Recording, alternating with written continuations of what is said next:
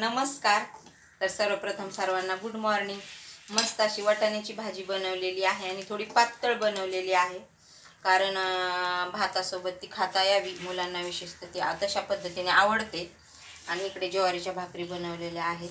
आम्हाला म्हणजे दोघांना ज्वारीच्या भाकरी बनवल्यात आणि मुलांना, कारण की भाकरी खाण्याचा मुलं जरा कंटाळा करतात, म्हणून भात वगैरे बनवलेला आहे. सॉरी, भात वगैरे मिळत जातात.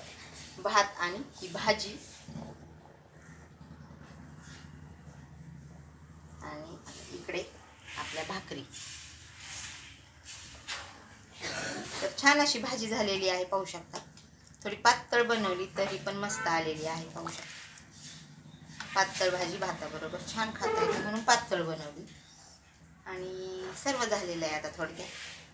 तर अशा पद्धतीने एक छोटा मिनी ब्लॉग, तो तुम्हाला कसा वाटला हे नक्की मला कमेंटमध्ये सांगा. आणि माझ्या चॅनल